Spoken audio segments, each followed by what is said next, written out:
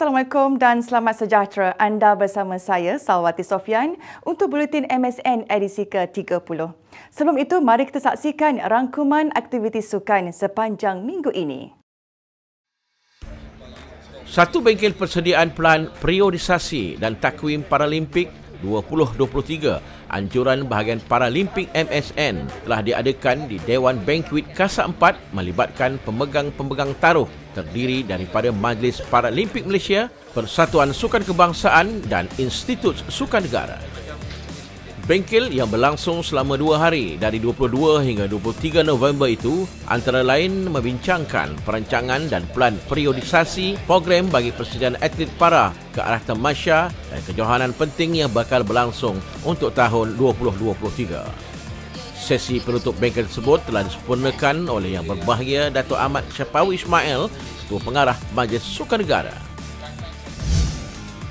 Skuad bowling negara berjaya menghadiahkan satu pingat gangsa dalam acara berpasukan wanita pada kejohanan Piala Dunia Persekutuan Bowling Antarabangsa IBF 2022 di Queensland, Australia pada Rabu.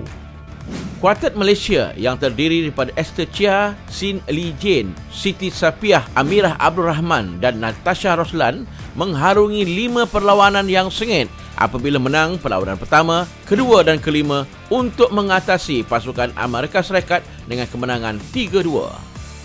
Terdahulu, seorang lagi pemain bowling negara, Timmy Tan, terlepas pingat gangsa selepas tewas pada wakil Amerika Syarikat Chris Prater 279 berbalas 288 pada perlawanan pertama dan 206 berbalas 215 jatuhan pin pada perlawanan kedua dalam acara perseorangan lelaki.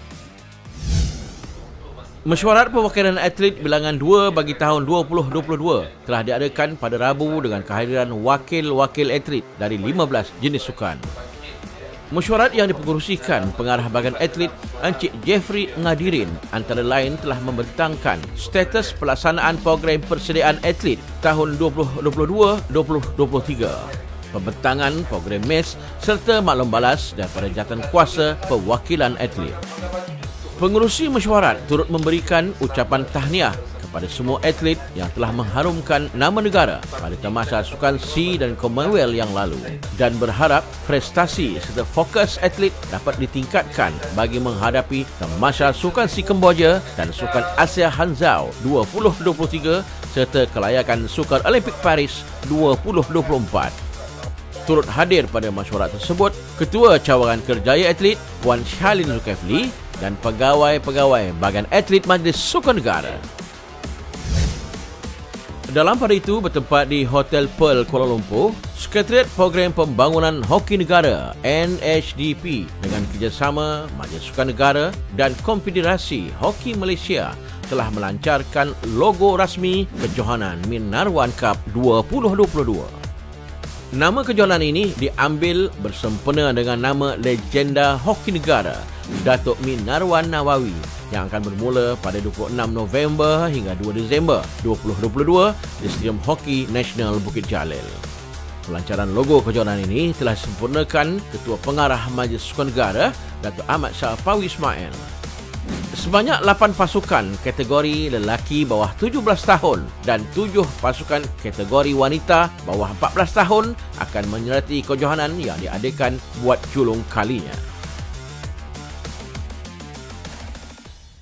Kita beralih ke kejohanan rugby jemputan Program Pembangunan Rugby Negara NRDP 7 Sebelah Kebangsaan 2022.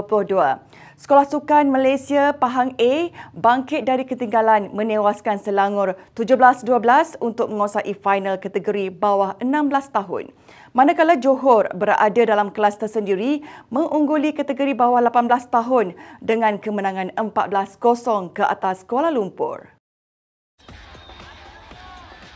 Berlangsung di Stadium Mini Shah Alam, final bawah 16 tahun menyaksikan pertemuan antara Sekolah Sukan Malaysia Pahang A berdepan Selangor. Selangor bermula garang mendahului 12-0 pada separuh masa pertama. Bersambung babak kedua, SSMPA bangkit mengutip mata demi mata dengan 3 try dan 1 conversion untuk muncul juara edisi pertama bawah 16 tahun dengan kemenangan 17-12. Kemenangan tu memang memang kita tak jangka sebab Selangor merupakan pasukan yang kuat sebenarnya. Jadi daripada kejohanan ini kita dapat sesuatu untuk sekolah sukan Malaysia.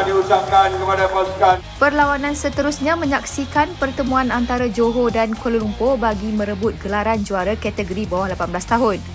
Johor jelas berada dalam kelas tersendiri apabila menguasai permainan dengan mencatat kemenangan mudah 14 mata tanpa balas.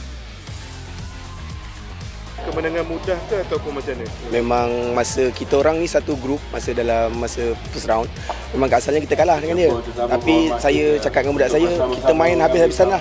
Sebab kita menang masa second round dengan SSTMI dan kita akhirnya sampai ke final. Dan masa saya kata dengan budak, kita main 150%. Tak ada apa lagi dah kita nak buat. Ni last game kita dan alhamdulillah rezeki berpihak pada kita lah, pada pasukan Johor. Memang tak dijangka lah benda ni, tapi alhamdulillah rezeki budak. Selaku pemenang, kedua-dua juara pasukan bawah 16 dan 18 tahun membawa pulang pingat dan piala.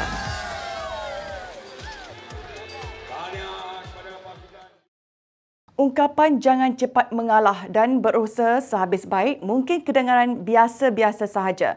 Namun cabaran sebenar yang perlu dihadapi adalah bagaimana seseorang itu mampu menjadikan usaha dan cita-citanya menjadi realiti. Itulah yang menjadi pegangan Muhammad Haikal Danish Muhammad Haizon, penerima anugerah pemain paling berharga Akademi Mokhtar Dahari untuk tahun 2022. Nama saya Muhammad Haikal Danish Muhammad Haizon, berasal dari Selangor, Meru Kelang. Saya ada 3 adik-beradik dan saya nombor 2. Perasaan mesti sangat gembira sebab dapat MVP. Sebab benda tu semua orang nak kan. So saya rasa amat teruja dan gembira. Di sebalik kejayaan yang dikecapinya, Haikal atau lebih dikenali sebagai Manja dalam kalangan ahli keluarga dan rakan-rakannya merupakan salah seorang daripada 3 pelatih AMD yang bertuah terpilih mewakili negara untuk menjalani latihan di Akademi Bola Sepak Paris Saint-Germain PSG di Perancis pada tahun 2018, bercita-cita untuk meneruskan impian mengumpul pengalaman bermain di kelab luar negara. Rancangan insyaAllah kalau saya dapat bermain di Eropah, saya akan pergi. So sekarang saya bermain di Selangor dulu. Kalau saya dapat, saya akan pergi ke kelab Racing FC daripada negara Luxembourg. So saya harap saya akan dapat bermain di sana satu hari nanti.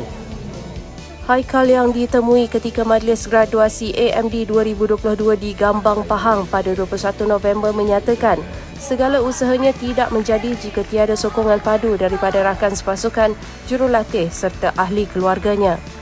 Teruskan berlatih, teruskan belajar, jangan cepat mengalah, jangan cepat down. So harap lepas ni ada batch-batch lain yang dapat membanggakan nama AMD dan nama Malaysia lah. Rahsia tak ada kot, cuma perlu kerja keras. Lagi satu, ini semua hasil daripada kawan-kawan lah. Sebab tanpa diorang saya tak akan dapat benda ni. So berterima kasih kepada kawan-kawan dan coaches yang mengajar saya sampai saya sekarang.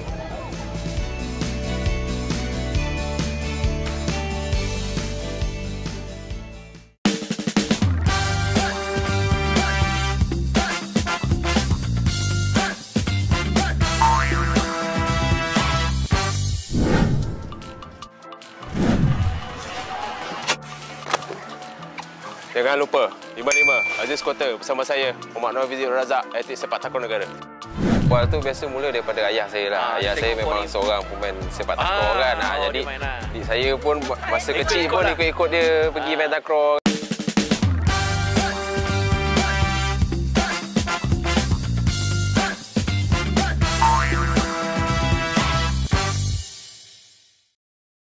Laporan tadi mengakhiri buletin MSN kali ini. Sebelum berpisah, mari sama-sama kita saksikan minggu ini dalam sejarah sukan negara. Semoga bertemu lagi di edisi akan datang.